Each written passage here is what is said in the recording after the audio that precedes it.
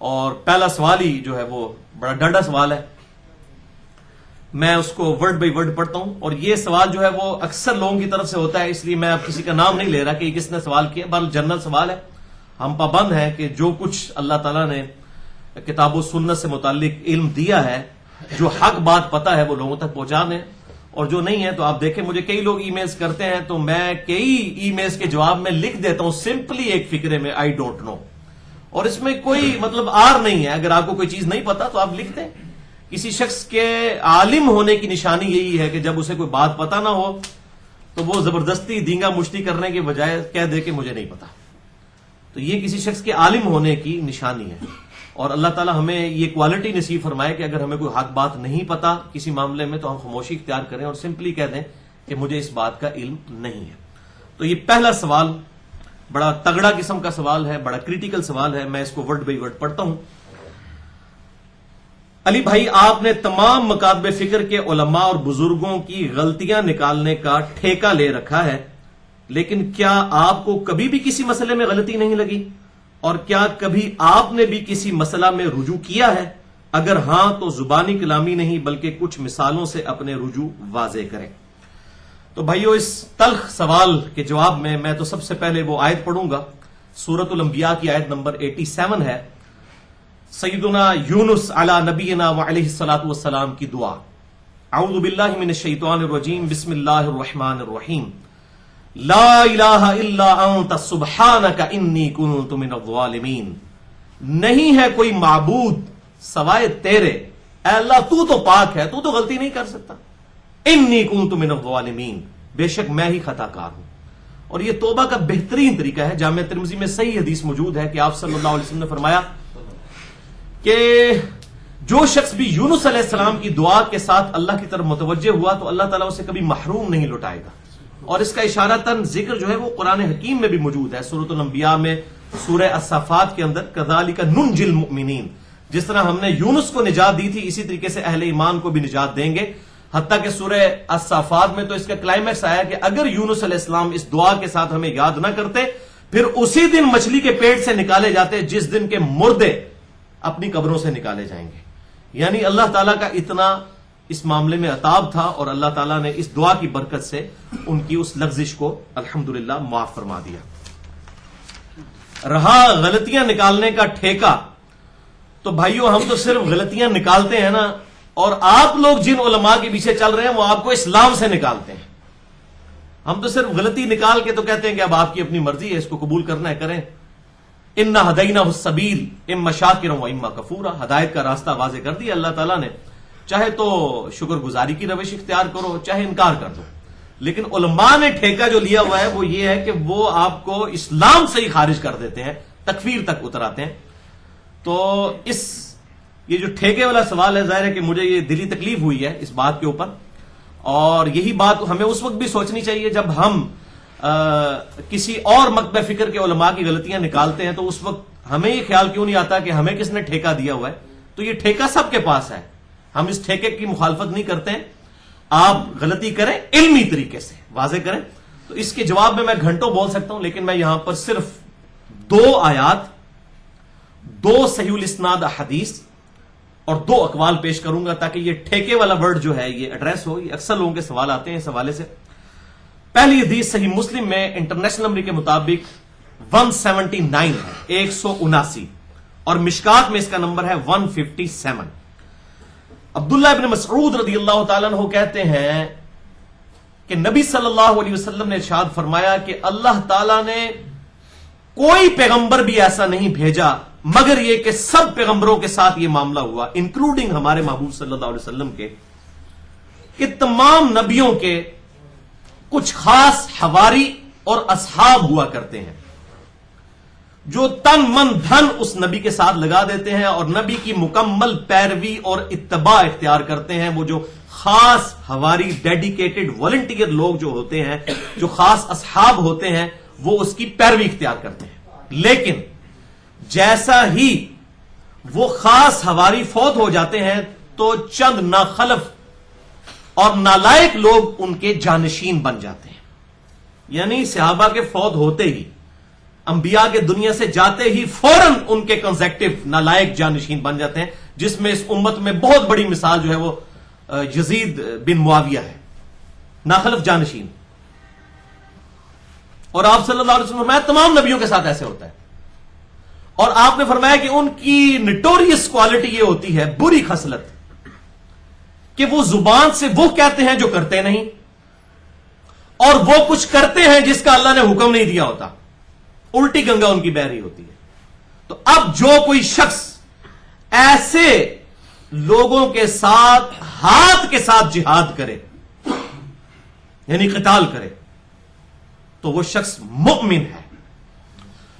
اور اگر کوئی ہاتھ سے نہیں کر سکتا، اپنی زبان سے کرے تو وہ بھی مومن ہے. اور اگر کوئی زبان سے نہیں کر سکتا تو کم از کم اپنے دل سے جہاد کرے، اسے برا سمجھے، تو وہ بھی مؤمن ہے ایز اے لاسٹ ریزارٹ، کوئی بالکل ہی گیا گزرا ہے تو. اور پھر آپ صلی اللہ علیہ وسلم نے فرمایا کہ اس کے بعد رائی کے دانے کے برابر بھی ایمان نہیں ہے کسی شخص میں جو برائی کو برائی نہ سمجھے. اچھا، یہ حدیث جو ہے ابو رافع تابعی نے جب بیان کی عبداللہ ابن عمر کے سامنے، اب وہ ذرا درویش صرف طبیعت کے آدمی تھے، اور اسی وجہ سے سیدنا حسین کا ساتھ بھی نہیں دے سکے اور یزید کی بیعت بھی کر لی. یہ خیر الگ سے ٹاپک ہے. تو میں آپ کو بتا رہا ہوں کہ یہ جب حدیث بیان کی تو عبداللہ بن عمر نے اس حدیث کو ماننے سے انکار کر دیا. یہ صحیح مسلم 179. غلطی تو کسی سے بھی ہو سکتی ہے. اب وہ تابعی ڈر رہے تھے کہ میں اب عبداللہ بن عمر کو کیسے یہ حدیث سمجھاؤں، کیونکہ ان کی تو یہ نیچر نہیں تھی نا، وہ تو سیدنا حسین کی نیچر تھی نا، للکارنا باطل کو. اتفاقاً عبداللہ ابن مسعود ملنے کے لیے وہاں پر آئے مدینہ شریف میں اپنے ساتھیوں کو. تو عبداللہ بن عمر جو ہے وہ ابو رافع تابعی کو کہنے لگے کہ چلتے ہیں عبداللہ ابن مسعود کی زیارت کے لیے، ان کی عیادت کے لیے. ظاہر وہ سینئر صحابی تھے، بڑی ان کی رسپیکٹ تھی. عبداللہ بن عمر تو ان کے مقابلے میں کچھ بھی نہیں تھے، علمی طور پر بھی اور فقیہ ہونے کے اعتبار سے بھی اور سابقون الاولون ہونے کے اعتبار سے بھی. وہ تو شروع کے 10 مسلمانوں میں عبداللہ ابن مسعود رضی اللہ تعالیٰ عنہ. تو یہ حاضر خدمت ہوئے. تو ابو رافع تابعی نے نا بجائے یہ کہ عبداللہ بن عمر کو ٹوکنے کے تاکہ کوئی نیگیٹو سائیکالوجی ڈیولپ نہ ہو، دوبارہ سے وہ حدیث عبداللہ ابن مسعود سے جو سنی ہوئی تھی نا، وہ عبداللہ بن مسعود کو کہا کہ حضرت اس طرح آپ صلی اللہ علیہ وسلم نے ارشاد فرمایا تھا، آپ نے مجھے بتایا تھا. تو عبداللہ ابن مسعود نے کہا ہاں میں نے خود نبی صلی اللہ علیہ وسلم سے یہ حدیث سنی تھی. تو اس کی وجہ سے پھر عبداللہ بن عمر کو ظاہر معاملہ کلیئر ہو گیا کہ انہوں نے جو حدیث کا انکار کیا تھا وہ لا علمی کی وجہ سے کیا تھا. اور اس سے بھی یہ بات پتہ چل گئی کہ حسین بننا کوئی عام کام نہیں ہے، یہ بڑا مشکل کام ہے. حسینیت بڑی مشکل چیز ہے. اور المستدرک للحاکم میں صحیح سند کے ساتھ حدیث موجود ہے 4884 نمبر، کہ نبی صلی اللہ علیہ وسلم نے فرمایا کہ سید الشہداء حمزہ ابن عبد المطلب ہے، یا پھر وہ شخص سید الشہداء ہے جو جابر حکمران کے سامنے کلمہ حق بلند کرے، اس کی برائی کو برائی کہے، حتیٰ کہ اسے قتل کر دیا جائے. اسی حدیث کی وجہ سے ہم سیدنا حسین کو بھی سید الشہداء کہتے ہیں. بعض لوگوں کے پیٹ میں جو ہے نا وہ پیڑ ہو جاتی ہے کہ سید الشہداء تو حمزہ ابن عبد المطلب ہے. تو پوری حدیث پڑھے نا المستدرک للحاکم کی 4884، کہ حمزہ بن عبد المطلب سید الشہداء، اور ہر وہ شخص سید الشہداء ہے کہ جو شخص کلمہ حق بلند کرے. اور صحیح مسلم کے ریفرنس سے ایک حدیث 7373 ہے جس میں وہ دجال کے خلاف جو مومن کھڑا ہوگا اس کو بھی آپ صلی اللہ علیہ وسلم نے فرمایا کہ وہ بہترین ہوگا سب لوگوں میں سے، کیونکہ کلمہ حق وہ دجال کے سامنے بلند کرے گا. اچھا جی، دوسری حدیث صحیح مسلم میں 177 نمبر انٹرنیشنل نمبر کے مطابق، اور مشکات میں 5137. ابو سعید خدری رضی اللہ تعالیٰ عنہ سے روایت ہے کہ مروان نے جب، اس حدیث کے الفاظ ہیں کہ مروان نے جب یہ بدعت مدینے میں جاری کی. اب مروان کو تو بعض لوگ دھکے کے ساتھ جو ہے وہ صحابی بھی ثابت کرنے کی کوشش کر رہے ہیں تاکہ اس کے کرتوتوں پہ پردہ ڈالا جائے، اور رضی اللہ تعالیٰ عنہ کہتے ہیں بڑے بڑے لوگ ہیں. اس نے مدینے میں بدعت شروع کی کہ عید کی جو نماز ہے اس سے پہلے خطبہ شروع کر دیا. اس کی وجہ کیا تھی؟ بعد میں وہ خطبہ کیا دیتے تھے؟ علی پر لعنت، علی سے محبت کرنے والوں پر لعنت، زبیر ابن زبیر پر لعنت، ان سے محبت کرنے والوں پر لعنت. موئے سورے تک کس نے خطبہ سننا سی؟ لوگ کہتے ہیں تو پونکدار ایسی جا رہے ہیں. تو انہوں نے حال یہ نکالا کہ تقریر ہم پہلے شروع کر دیں تاکہ لوگ سنیں گے، اور وہی بدعت آج تک چل بھی رہی ہے. کہ یہ آپ دیکھ لیں ہمارے جو حنفی بھائی ہیں بریلوی دیوبندی وہ تقریر پہلے ہی کر رہے ہوتے ہیں، وہ پتہ بعد میں کسی نے سننی نہیں. ہاں صرف اہل حدیث ہیں جو سنت کے مطابق عمل کر رہے ہیں، وہ بعد میں ہی تقریر کرتے ہیں. وہ خطبہ ہو تقریر ہو ایک ہی چیز کے نام ہے. یہ جو ساتھ سے تقریر جوڑ لی ہوئی ہے تو بدعت ہے. اصل میں تو جمعے کے بھی 2 ہی خطبے ہیں جو آپ صلی اللہ علیہ وسلم نماز سے پہلے دیتے تھے، اور عید کا ایک خطبہ جو ہے وہ آپ صلی اللہ علیہ وسلم نماز کے بعد دیا کرتے تھے. بہرحال یہ بدعت جب اس نے شروع کی مروان نے، تو صحیح مسلم میں الفاظ ہیں 177 نمبر حدیث میں کہ ایک شخص کھڑا ہوا اور اس نے کہا مروان تو نے سنت طریقہ چھوڑ دیا ہے. آپ صلی اللہ علیہ وسلم ہمیشہ عید کی نماز کے بعد خطبہ کیا کرتے تھے. تو اس نے آگے سے بکواس کی کہ وہ سنت متروک ہو چکی ہے، او زمانے گئے بھائی، ہوں ابو بکر عمر عثمان و علی مر گئے نے، ہوں اسی دین دا بیڑا غرق کریں گے. یعنی میری ورڈنگ میں اگر آپ سنیں، یہ تابعین کے دور میں ابھی صحابہ زندہ ہیں، ابو سعید خدری وہیں بیٹھے ہوئے ہیں، صحابہ کے دور میں یہ دین کے ساتھ بیڑا غرق کر رہے ہیں بنو امیہ کے لوگ. اسی لیے میں کہتا ہوں بدماش حکومت ہے بنو امیہ کی. اور اب میرا وہ لیکچر بھی جو پمفلٹ بھی الحمدللہ جو ہے وہ اردو میں ٹرانسلیٹ ہو کے آ گیا. عربی میں تو میں نے پہلے لکھ دیا تھا، واقعہ کربلا کا حقیقی پس منظر 72 صحیح الاسناد احادیث کی روشنی میں. یہ صلاح الدین یوسف صاحب یا کفایت اللہ سنابلی صاحب کی جھوٹی تاریخ نہیں ہے لکھی ہوئی، یہ صحیح احادیث میں نے جمع کی ہیں. 150 اس میں طریق جمع کیے احادیث کے، عربی میں پہلے لکھا ہے تاکہ یہ حیضہ نکال دوں مولویوں کا. اس کے بعد اردو ترجمہ، اب الحمدللہ ہندی بھی آنے والا ہے کچھ عرصے تک، اور انگلش بھی ہو رہا ہے. پھر آپ دیکھیں ان کے ساتھ کیا ہوتی ہے، ان کی پبلک ان کو گریبان سے پکڑے گی جو ہمارے پیچھے پڑتے ہیں. یہ جناب دین کے آپ نبی صلی اللہ علیہ وسلم کے صحابہ زندہ ہیں، اور یہ مروان جو ہے یہ کہہ رہا ہے کہ وہ تو سنت ختم ہو چکی ہے، وہ تو ساڑھی مرضی چلنی ہے. تو ابو سعید خدری وہاں پر کھڑے ہوئے، انہوں نے کہا اس شخص نے حق ادا کر دیا کہ میں نے نبی صلی اللہ علیہ وسلم سے یہ بات سنی تھی کہ جو شخص بھی برائی کو دیکھے تو اگر ہو سکے تو اپنے ہاتھ سے روکے، ہاتھ سے نہیں روک سکتا تو اپنی زبان سے روکے. حالانکہ ابو سعید خدری نے خود نہیں روکا، وہ اس شخص نے جرت کی ہے. ہر شخص میں نہیں اتنا ٹیمپرامنٹ ہوتا، سیدھی سی بات ہے. وہ دل والے معاملے میں رہے، اور اگر زبان سے نہیں کو روک سکتا تو دل میں برا جانے. لیکن ساتھ ہی آپ صلی اللہ علیہ وسلم کے الفاظ ہیں ذالک اضعف الایمان، یہ ایمان کا سب سے کمزور درجہ ہے کہ کوئی شخص برائی کو صرف دل میں برا سمجھے. یہ کمزور درجہ ہے. یعنی یہ اصل میں آپ صلی اللہ علیہ وسلم یہ کہنا چاہ رہے ہیں کہ خدا دے واسطے گونگے شیطان نہ بنو، اگر ذرا سی بھی ہمت ہے تو کم از کم زبان سے ضرور حق آواز کو بلند کر دو. الحمدللہ. تو یہ الحمدللہ اس حوالے سے صحیح بخاری کی وہ حدیث بھی یاد کر لیں 3461. آپ صلی اللہ علیہ وسلم نے فرمایا بلغوا عنی ولو آیہ، پہنچا دو میری طرف سے خواہ ایک آیت ہی تمہیں آتی ہو. یہ مولوی کہتے ہیں جی ہمارے مدرسوں کی جعلی ڈگریاں آگے لیں، ہمیں تو نبی صلی اللہ علیہ وسلم نے ڈگری دے دی ہے کہ اگر آپ کو ایک بات بھی آتی ہے، ایک آیت بھی آتی ہے تو آپ لوگوں تک پہنچا دیں. الحمدللہ. اچھا یہ 2 حدیثیں تو پوری ہو گئیں، ایک آیت تھی. دوسری آیت ہے سورۃ النساء کی آیت نمبر 59، بڑی مشہور ہے. یا ایھا الذین آمنوا اطیعوا اللہ واطیعوا الرسول واولی الامر منکم، اے ایمان والو اللہ کی اطاعت کرو، اللہ کے رسول کی اطاعت کرو، اور جو تم میں حکمران ہے اس کی اطاعت کرو. فَإِن تَنَازَعْتُمْ فِي شَيْءٍ فَرُدُّوهُ إِلَى اللَّهِ وَالرَّسُولِ، اور اگر تمہارا حکمران سے بھی جھگڑا ہو جائے تو اب حکمران کو بھی اتھارٹی نہیں ہے، معاملے کو اللہ اور اس کے رسول کی طرف پلٹاؤ گے. یعنی آج کی ڈیٹ میں کتاب و سنت کی طرف پلٹاؤ گے، کیونکہ آج اللہ اور اس کے رسول صلی اللہ علیہ وسلم ہمارے سامنے ایز این انسٹیٹیوشن ہے، پرسنالٹی تو سامنے موجود نہیں ہے. ان کنتم تؤمنون باللہ، اگر تم اللہ پر ایمان رکھتے ہو، والیوم الآخر، اور آخرت پر ایمان رکھتے ہو، ذالک خیر و احسن تأویلا، اسی میں تمہاری خیریت ہے اور اسی کا انجام بہتر ہونے والا ہے کہ معاملے کو اللہ اور اس کے رسول کی طرف پلٹا دو. الحمدللہ. یہ 2 آیتیں اور 2 اقوال. ایک قول جس پہ پوری امت کا اجماع ہے اور تمام محدثین نے نقل کیا ہے، امام مالک سے رحمہ اللہ المتوفى 179 ہجری. وہ فرماتے تھے نبی صلی اللہ علیہ وسلم کی قبر مبارک کی طرف اشارہ کر کے کہ اس صاحب قبر کے علاوہ کوئی شخص ایسا نہیں ہے روئے زمین پر کہ جس کی کچھ نہ کچھ باتیں مردود نہ ہوں. صرف اس شخص کی ہر بات مقبول ہے، اس کے علاوہ ہر شخص کے ساتھ اختلاف کیا جا سکتا ہے، ہر شخص کے ساتھ. اور دوسرا دور حاضر میں بہت بڑے انٹلیکچوئل ایک پرسنالٹی، میں اس سے کئی معاملات میں اتفاق بھی کرتا ہوں اور اختلاف بھی رکھتا ہوں، لیکن حق بات کسی کی بھی ہو وہ قبول کر لی جائے. جاوید احمد غامدی صاحب کا وہ جملہ کہ علم کے میدان میں جذبات کی کوئی حیثیت نہیں ہوتی. علم میں آپ یہ نہیں کہیں گے کہ یار میرا دل نہیں مانتا. واللہ جب ہم لوگ بریلوی تھے نا تو ہمیں کوئی قل انما انا بشر مثلکم پڑھتا تھا تو ہمارا دل نہیں تھا آیت کی طرف مانتا. سیدھی سی بات ہے, ہماری ٹریننگ یہی ہوئی تھی. تو دل تو کسی کا نہیں مانتا, دل کے اوپر تو نہیں جانا آپ نے.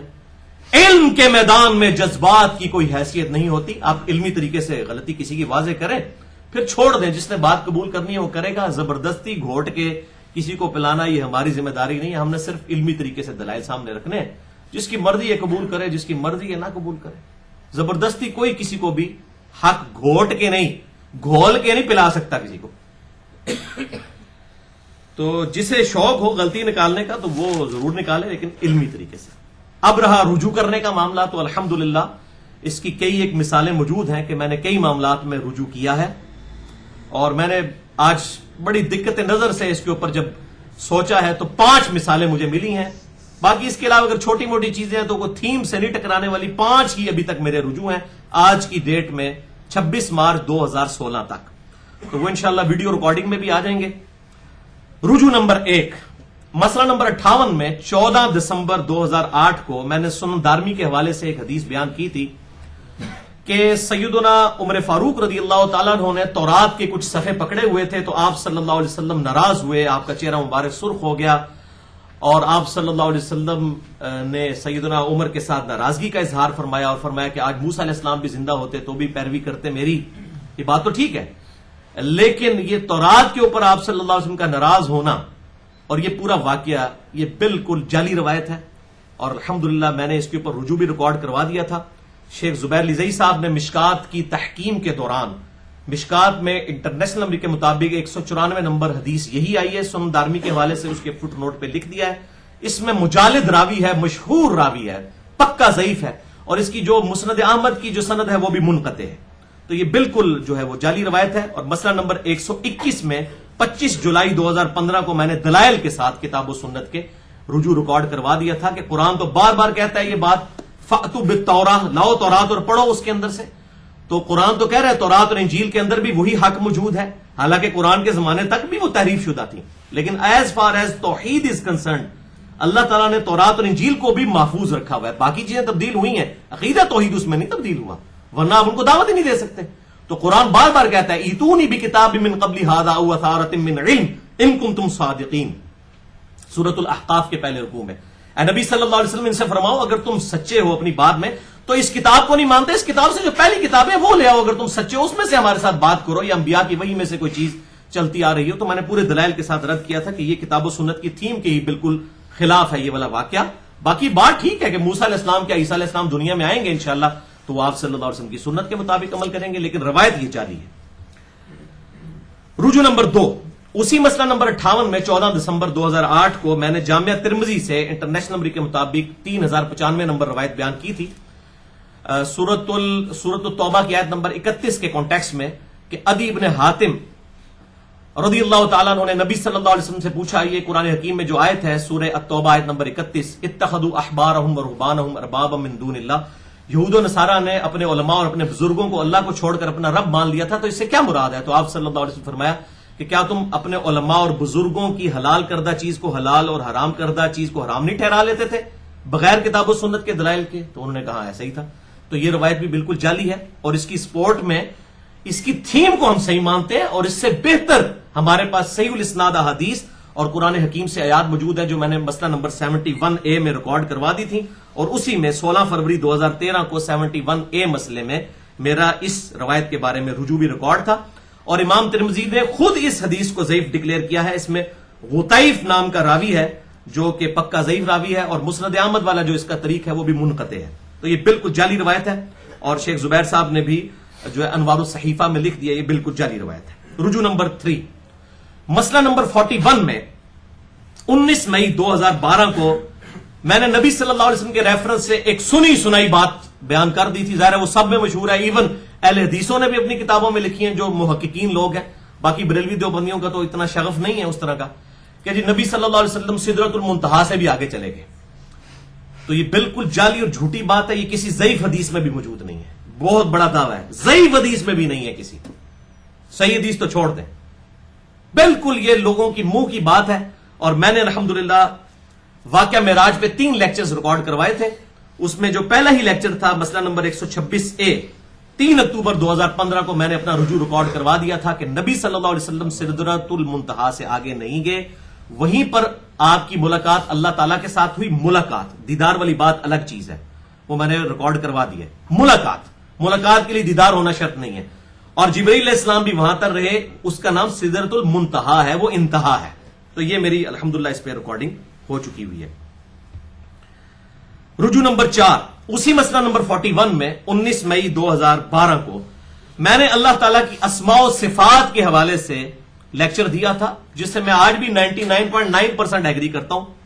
صرف ایک مسئلے میں مجھے خطرہ تھا اور اس معاملے میں ایک سٹیپ پیچھے آ گیا ہوں, اور اس میں نے سلفیوں کے یعنی اہل حدیث کے حق میں تھوڑا سا غلوب کر دیا تھا استواء علی العرش والے مسئلے میں.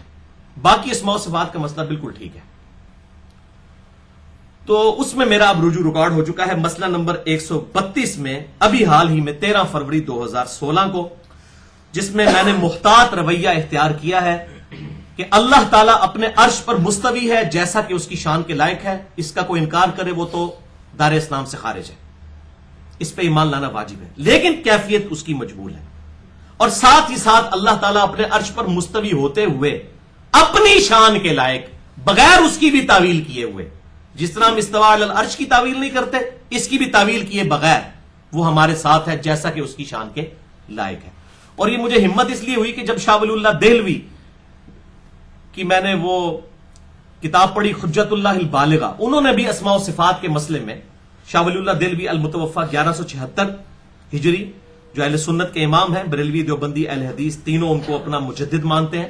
ان کی جو پرانی کتابیں انفاس العارفین اور باقی شرکیہ کتابیں ان سے انہوں نے توبہ کر لی تھی. میں نے پورا لیکچر ان پہ ریکارڈ کروا دیا مسئلہ نمبر 113 شاہ ولی اللہ دہلوی پر. یہ حجت اللہ البالغہ ان کی زندگی کی آخری کتاب ہے, تقریباً 1500 صفحوں پر ہے, اردو ترجمے کے ساتھ شائع ہو چکی ہے, انہوں نے عربی میں لکھی تھی.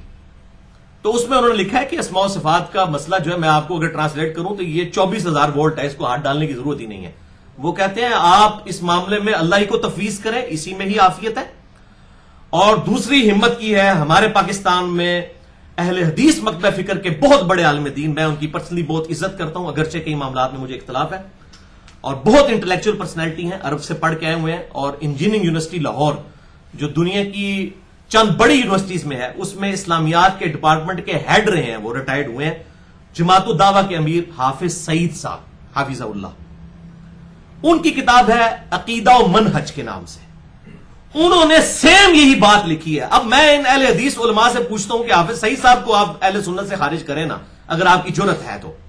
انہوں نے لکھا ہے کہ اللہ تعالیٰ اپنے عرش پر مستوی ہے جیسا کہ اس کی شان کے لائق ہے, اور وہ ہمارے ساتھ بھی ہے جیسا کہ اس کی شان کے لائق ہے. ہم اس تکلف میں نہیں پڑتے کہ اس کی مائیت ہمارے ساتھ کیسی ہے, ہم یہ اللہ ہی کو تفویض کرتے ہیں. یہ انہوں نے لکھا ہے, تکلف ہی نہیں کرتے. اب جنہوں نے تکلف کیا ہے ان کو تو وہ اچھا نہیں سمجھ رہے.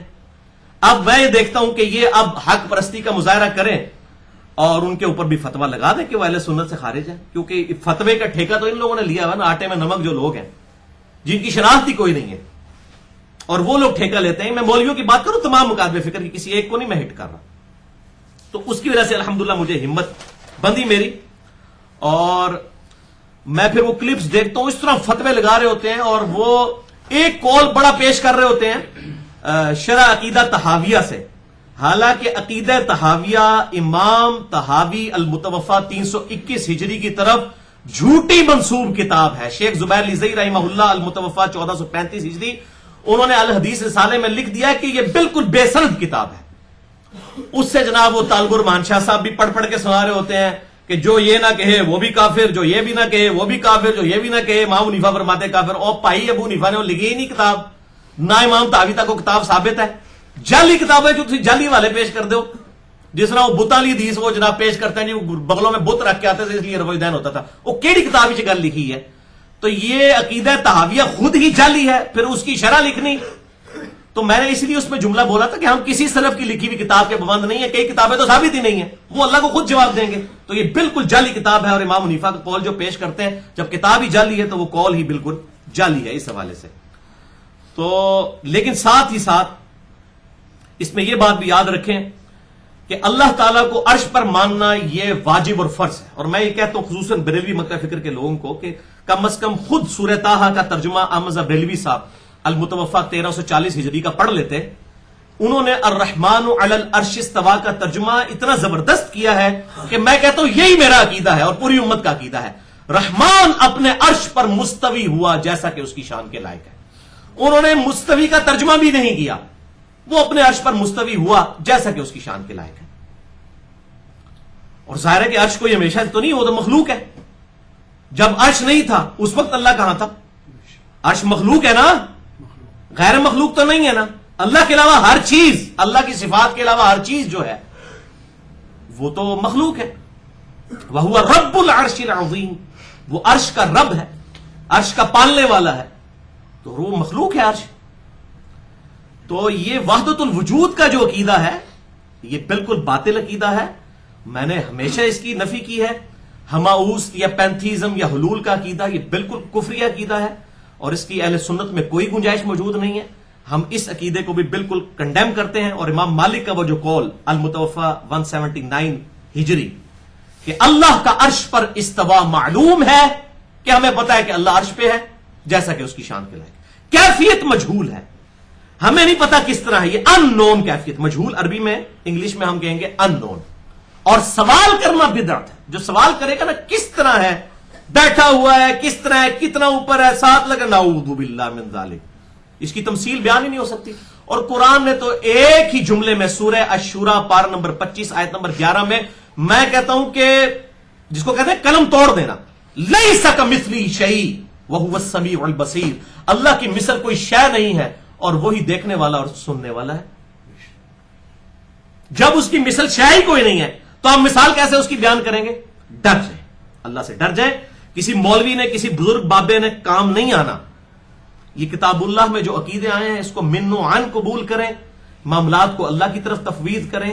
دونوں طرح کی آیات موجود ہیں. ہم نہ تو وہ حنفیوں والا عقیدہ رکھتے ہیں جو آج کے حنفیوں کا ہے, یا جہمیہ کا عقیدہ. اور آپ یہ دیکھیں دونوں طرف ہے. اور پھر یہ جب رد کر رہے ہوتے ہیں صرف جہمیہ کا رد, جہمیہ کا رد, یہ بالکل اسی طریقے کی وہ پٹی پڑھانی ہے کہ جب ہم سیدنا علی کے فضائل بیان کریں جی رافضی یہ کہتے ہیں رافضی, اور بھاڑ میں گئے رافضی, ہمارا ان سے کیا لینا دینا ہے. تم ناسبیوں کے بارے میں بات کرو جو تمہارے اندر گھسے ہوئے ہیں سیدنا علی سے بغض رکھنے والے, صرف رافضی رافضی رافضی. ہم دونوں کا رد کرتے ہیں, رافضیوں کا بھی ناسبیوں کا بھی. ڈنکے کی چوٹ میں ہر لیکچر میں کہتے ہیں یا علی مدد کہنا جو ہے وہ شرک ہے. تو یہ دونوں طرف کی بات کریں نا. یہاں پر بھی یہ وہ کہتے ہیں جی جہمیہ جہمیہ جہمیہ. بھائی جہمیہ کا رد کر رہے ہیں تو مجسمیہ کا بھی رد کریں نا. یہ بھی تو ایک فرقہ رہا ہے جو اللہ کے لیے جسم کا قائل تھا, اللہ کے لیے آنکھیں مانتا تھا جس طرح کی ہماری آنکھیں ہیں نعوذ باللہ. تو ان کا بھی رد کریں نا. وہ اس لیے نہیں کرتے, ان کو یہ خطرہ پڑ جاتا ہے اپنے ہی نہ رد پہ کر دے ہوئی ایسی. وہ جس طرح یہ ناسبیوں کا رد نہیں کرتے نا کیونکہ ڈر پڑ جاتا ہے کسی اپنے ہی نہ رد کر رہے ہوئی, یہ وہ چیز ہوتی ہے. تو مجسمیہ بھی باطل ہیں اور جہمیہ بھی باطل ہیں. اہل سنت کا منہج درمیان میں ہے, اہل الحدیث کا, اصحاب الحدیث کا. میں کسی فرقے نہیں, میں فکر کی بات کر رہا ہوں. فرقہ واری تو اسلام میں حرام ہے کہ اللہ تعالیٰ عرش پر مستوی ہے, اس پہ ایمان لانا واجب ہے جیسا کہ اس کی شان کے لائق ہے, اور اس کی مائیت بھی ہمارے ساتھ ہے جیسا کہ اس کی شان کے لائق ہے. لیس کمثلہ شیء, اس کی مثل کوئی شے نہیں ہے. اب جب تک اپنے بزرگ بابے کی حوالہ نہ دیا جائے اس وقت تک نا تسلی نہیں ہوتی. اس کو میں کہتا ہوں اینٹی وینم, پھکی. علم الکلام میں الزامی جواب, یعنی کوبرا سانپ جب کاٹ جائے نا اس کا علاج صرف کوبرے کے زہر سے ہی ہوتا ہے, اب کوئی دوائی دے علاج نہیں ہوتا.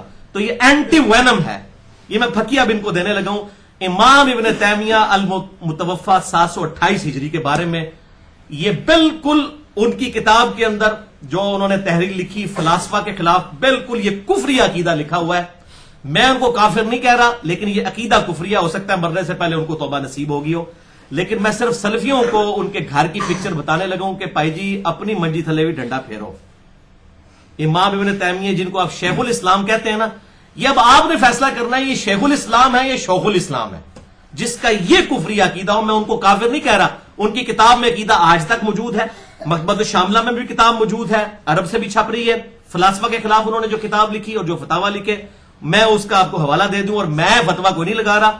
شیخ ناصر الدین البانی المتوفا 1999 ईस्वी, उन्होंने भी इस मामले में बड़ी सख्त गिरफ्त की है इब्न तैमिया की अपने सिलसिला अहादीस सहिया में। वो अब आप हवाला मुझसे ले लें।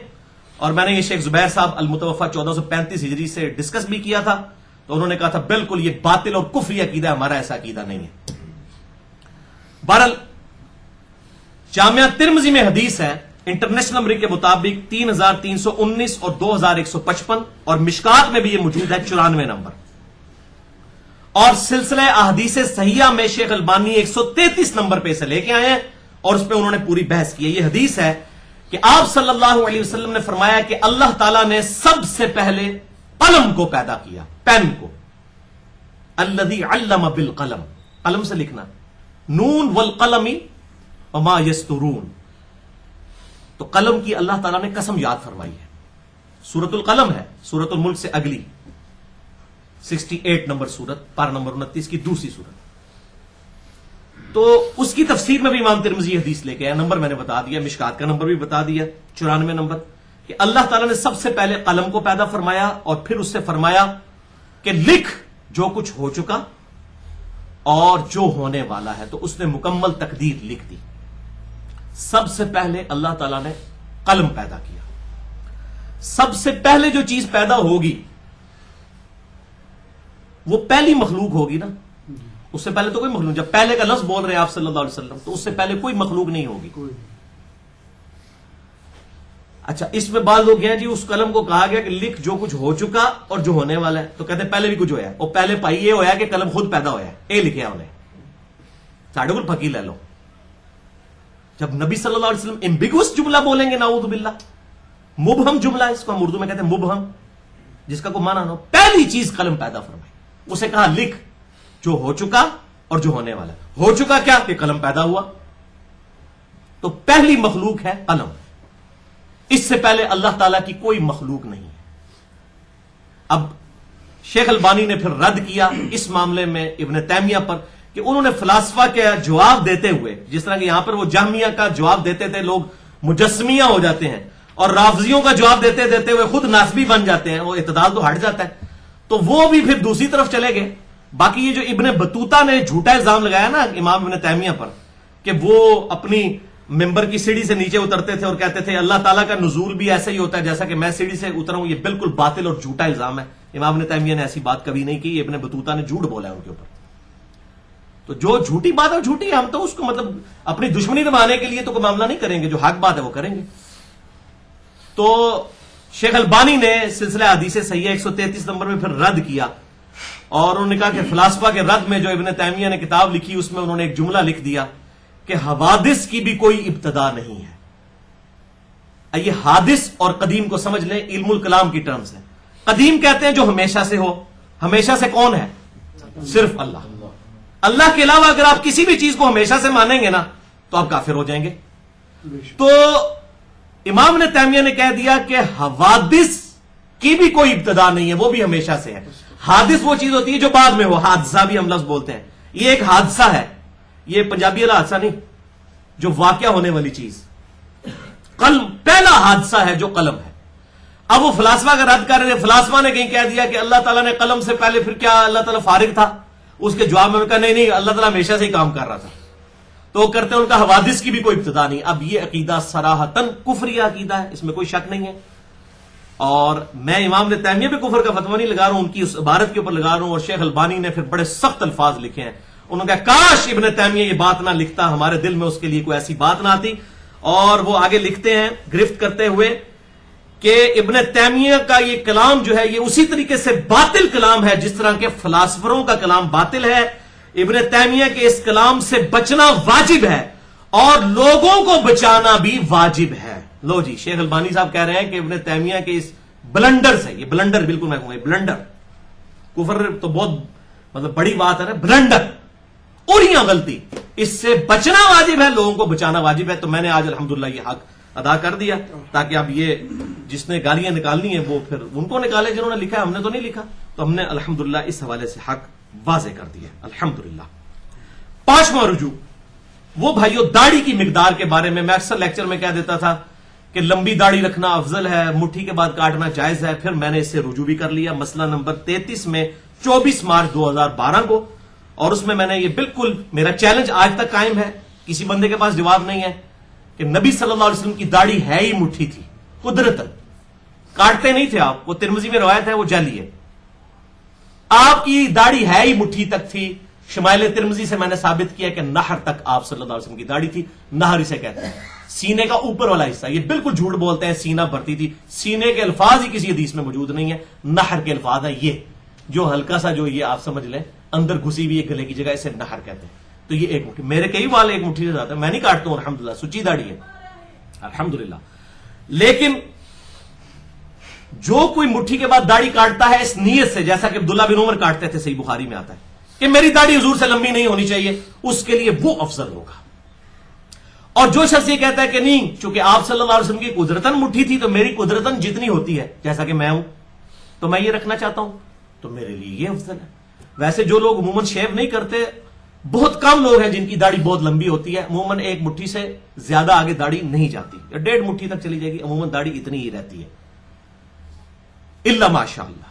تو اس میں نے رجوع ریکارڈ کروا دیا تھا کہ دونوں کی نیت پہ ڈیپینڈنٹ ہے، اس کے لیے وہ افضل ہوگا جو آپ صلی اللہ علیہ وسلم سے لمبی داڑھی نہیں رکھنا چاہتا، اور جو قدرتاً اس کو فالو کرنا چاہتا ہے کہ میری چونکہ قدرتی لمبی ہے تو وہ اس کے لیے وہ افضل ہوگا۔ تو یہ میرا الحمدللہ رجوع اس حوالے سے ریکارڈ ہو چکا ہے۔ اس کے علاوہ بس ایک الٹیمیٹ رجوع ہے جو میں اکثر ریکارڈ کرواتا ہوں، مسئلہ نمبر 71A میں بھی 16 فروری 2013 کو میں نے جو لیکچر دیا تھا بزرگوں کی اندھا دھند پیروی کا انجام اور اس کا علاج، اس میں نے بات کی تھی، میں دوبارہ کر دیتا ہوں۔ یہ الٹیمیٹ سب سے بڑا رجوع ہے میرا کہ الحمدللہ بھائیوں، میری روٹی دین کے ساتھ نہیں جڑی ہوئی، اور میں اپنی ذات کی خاطر دین سے 1 روپیہ کمانے کو بھی حرام سمجھتا ہوں، اپنے لیے کسی پہ فتویٰ نہیں لگا رہا۔ یہی وجہ ہے کہ میں نے فرقہ واریت کو 3 طلاقیں دے کر اور 4 تکبیریں پڑھ کے ہمیشہ کے لیے دفنا دیا ہے، کیونکہ جو شخص فرقہ واریت میں پڑھ جائے وہ کبھی آپ کو حق بات نہیں بتائے گا الا ماشاء اللہ۔ اور اللہ تعالیٰ سے دعا کریں کہ اللہ تعالیٰ اس دن سے پہلے کہ ہماری روٹی دین کے ساتھ جڑ جائے، ہمیں اللہ تعالیٰ مدینہ شریف میں ایمان و عافیت کے ساتھ موت، بقیہ غرقد میں مدفن، اور جنت الفردوس میں اپنے محبوب صلی اللہ علیہ وسلم کا پڑوس عطا فرمائے۔